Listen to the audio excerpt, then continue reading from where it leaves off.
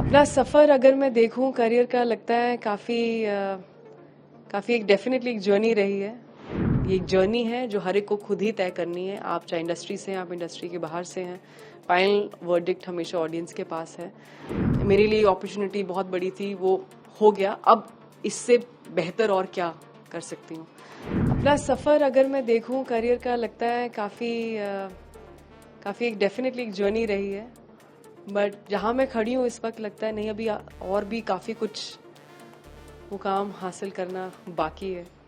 पर अच्छा लगता है जब लोगों के चेहरे पर खुशी देखूं कि जो भी अगर कोई अच्छी बात कर रहा है या कोई फिल्मों को लेके या प्रदर्शन को लेके, अभिनय को लेके, तो अच्छा ही लगता है बजाय कुछ भी लाइक क्योंकि मेरे दिल में कोई गिला, कोई शिकवा, कोई कंप्लेंट कुछ नहीं है। ये एक जर्नी है जो हर एक को खुद ही तय करनी है। आप चाहे इंडस्ट्री से हैं, आप इंडस्ट्री के बाहर से हैं, फाइनल वर्डिक्ट हमेशा ऑडियंस के पास है। और लंबा ही सही, बट एक सही अपने तरीके से ये जिंदगी जीना, आई थिंक ये आपकी पहली बड़ी सफल फिल्म थी विक्की डोनर जी। तब हम आपके पिताश्री जी के टच में थे, बहुत सिफारिश करते थे इंटरव्यू कैसे मिल जाए, क्या हो, क्योंकि ये नई लड़की आई है और इसने धूम मचा देनी है। और अब देखो चांस की बात है कि हम धूमधाम के बाद इंटरव्यू कर रहे हैं। धूमधाम तो विक्की डोनर पे अंदाजा था धूमधाम का, बट आप कितना सेटिस्फाई हैं अपनी जर्नी से? सेटिस्फैक्शन मुझे नहीं लगता कभी भी आप हासिल कर पाते हैं, क्योंकि जहां आपने अगर कोई कुछ गोल बांधा होता है, जब आप वहां पहुंच जाते हैं तो लगता है अरे मुझे तो वो चाहिए, ये तो ठीक है। तो शायद 10 साल पहले गोल कुछ और होगा, अब मैं अब यहाँ हूँ, अब गोल कुछ और है। पूछेंगे अगर गोल क्या है, मैं शायद शब्दों में ना बता पाऊँ, क्योंकि कभी मेरे दिमाग में कुछ सेट नहीं है कि अच्छा मुझे इस तरह की फिल्म करनी है या इनके साथ काम करना है। मेरे लिए हर एक काम जो जब एक स्क्रिप्ट आती है, एक नए नज़रिए से ही देखना, एक फ्रेश नज़रिए से देखना, उन्हीं आंखों से देखना कि ये मुझे पहली बार कोई स्क्रिप्ट ऑफर कर रहा है तो मुझे कैसा लग रहा है। कोई मेरे अंदर कुछ से बोलते हैं ना कि एक्स्ट्रा एक्सपेक्टेशन सिर्फ एक अच्छी स्क्रिप्ट की है, कहाँ से आए, कौन लेकर आए, मेरे लिए मुझे कोई फर्क नहीं पड़ता। तो और यो शायद यही एक फैक्टर है जो मेरे लिए आई थिंक अभी तक वर्क। विक्की डोनर आपको कैसे मिली थी? ऑडिशन जोगी जी हमारे कास्टिंग डायरेक्टर थे। बहुत अच्छे, बहुत स्वीट कास्टिंग डायरेक्टर हैं, बहुत अच्छे खुद कलाकार भी हैं। और वो उन्होंने मुझे बुलाया किसी और फिल्म की कास्टिंग ऑडिशन के लिए, और किसी कारणवश मैं वो ऑडिशन नहीं दे पाई। कुछ हुआ, मैं कहीं आउट ऑफ टाउन थी, कुछ शूट कर रही थी, और something that happened, it didn't work out. तो सर यामी वो ऑडिशन तो अब नहीं होगा, पर एक और फिल्म है। तो मैंने कहा अच्छा जोगी जी किस के बारे में है, क्या कॉन्सेप्ट है, क्या आप बता सकते हैं। और जब आप ऑडिशन देते हैं, खास उस टाइम देते थे, ऐसा थोड़ी कि कोई स्क्रिप्ट या सिनॉप्सिस मिल रहा है, बस 2 लाइनें कही। उन्होंने कहा मैं बता दूंगा, आप पहले एक छोटा सा जो भी उन्होंने एक ऑडिशन तैयार किया था, कुछ लाइन्स आप ये कर सकती हैं। मैंने कहा ऑफ कोर्स मैं ये करना चाहूँगी। तो मुझे कुछ था जो एक्साइट किया विक्की डोनर के बारे में, without knowing it was Vicky donor शुरू से ही। तो बुलाया उन्होंने किसी और ऑडिशन के लिए था, बट दिस हैपेंड एंड और दूसरी फिल्म भी बनी, ऐसा नहीं कि वो नहीं बनी, but I mean it didn't do well the way Vicky donor did at all. तो आई थिंक किस्मत कुछ इसमें हार्डवर्क भी है, और ये जिसे बोलते हैं 1 लाख, जब आप भी तैयार हैं उस सही अपॉर्चुनिटी के लिए एट द राइट टाइम। तो डेस्टिनी भी था, हार्डवर्क भी था, सब कुछ था, तो ऐसे मिली थी विक्की डोनर। और आर्टिकल 370 मुझे कॉन्सेप्ट सुनाया था आदित्य है, और उन्होंने कहा इस तरह की फिल्म बन रही है, व्हाट डू यू फील। तो मैंने कहा बहुत अच्छा है, वेरी गुड, तो आप स्क्रिप्ट दे दीजिए मुझे। तो बात तो हो गई डाइनिंग टेबल पर जो स्क्रिप्ट है वो बाकायदा हम पूरा प्रोफेशनल जो एक प्रोसेस है फॉलो करते हैं, which is through management and everything. ऐसा नहीं कि अच्छा घर की बात है तो चलो ये लो पढ़ लो स्क्रिप्ट। तो मुझे स्क्रिप्ट बहुत पसंद आई। मुझे लगा कि ये तो मैं नहीं जाने दूंगी अपॉर्चुनिटी, ये literally once in a lifetime opportunity है।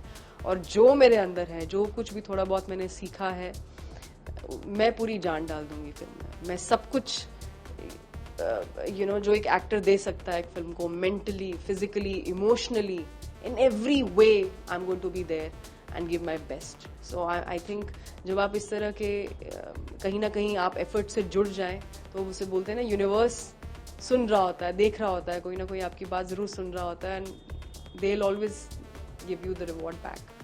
आदित्य से तो फर्स्ट मुलाकात उरी के सेट पर हुई थी, बट हमारी बातचीत जो आप कह सकते हैं, वो प्रमोशंस के बाद ही शुरू हुई थी, क्योंकि प्रमोशंस में बहुत सारे पूरी स्टार कास्ट होते हैं, एक्टर्स होते हैं, घूम फिर के जब तक आपके पास आप नंबर 5 पे होते हैं सवाल जवाब के लिए.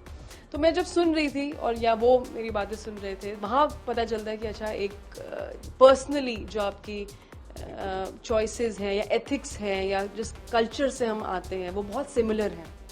तो बस वहीं से कहीं ना कहीं एक जिसे कहते हैं दोस्ती की. मैं प्रोड्यूसर नहीं हूँ नीरज जी, प्रोड्यूसर आदित्य धर हैं, उनके भाई उनके साथ लोकेश धर हैं, मैं बतौर एक्टर हूँ. मैं of course always rooting for Aditya as his wife. And जब हम सेट पे हमने जब काम किया है आर्टिकल 370, ऐसा कुछ नहीं है कि अच्छा ये होम प्रोडक्शन है तो आप कुछ मिजाज बदल जाएगा. मैं एक्टर ही रहूंगी, वो क्रिएटिव ही रहेंगे, और हम बिल्कुल एक जो प्रोफेशनल डिमीनर होता है वैसे ही काम करते हैं. कुछ रिबेट मिलता है उनको फीस वगैरह में या कुछ आपको एक्स्ट्रा पर्क मिलता है या नहीं मिलता? मतलब कोई रिबेट भी नहीं, कोई एक्स्ट्रा पर्क भी नहीं है, बिल्कुल प्रोफेशनल वैसे ही है जैसे बाकी सबके साथ है. बट हाँ ये है कि क्योंकि वो इतने कमाल के राइटर हैं, इतने अच्छे प्रोड्यूसर हैं, तो कमाल की स्क्रिप्ट जरूर मिली, कमाल की opportunity milli.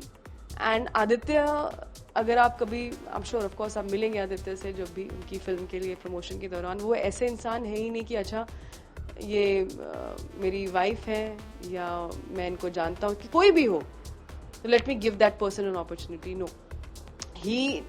He believes that अगर आप में टैलेंट है एंड ऑफ कोर्स आपको बेस्ट अपॉर्चुनिटी दी जानी चाहिए regardless of any personal connection. He believes that I am a decent actor, so that's why he gave me that opportunity. और धूमधाम में जो आपके हेजिटेशन थे, जो अपने बोल्डनेस दिखाए, जो मम्मी सिस्टर किया, उसके बाद अब क्या रिस्पांस आ रहा है लोगों का? अब तो बहुत फोन कॉल्स आए होंगे ना?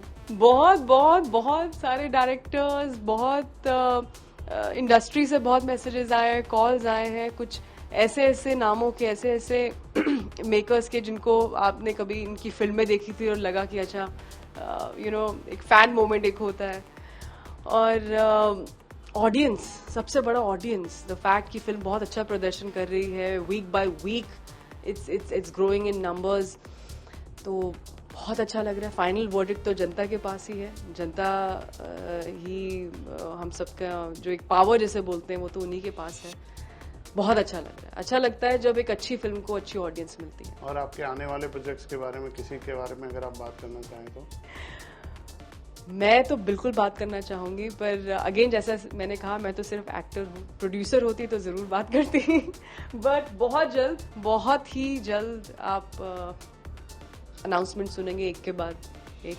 और इतना बस प्रॉमिस जरूर कर सकती हूँ कि जितने भी फिल्म्स मैंने फाइनलाइज अभी भी की हैं, the idea is to go notches higher. The idea is to कि अब जो हो गया, जो फिल्में जिन्हें सफलता मिली, जो अच्छा जिन्होंने किया, मेरे लिए अपॉर्चुनिटी बहुत बड़ी थी, वो हो गया. अब इससे बेहतर और क्या कर सकती हूँ, तो उसको ध्यान में रखकर, और कितना वर्सेटैलिटी पे ध्यान दिया जा सकता है, उसको ध्यान में रखकर अगली फिल्में साइन की हैं. चलिए, wish you all the very best. Thank you Neeraj ji. शुक्रिया. Thank you.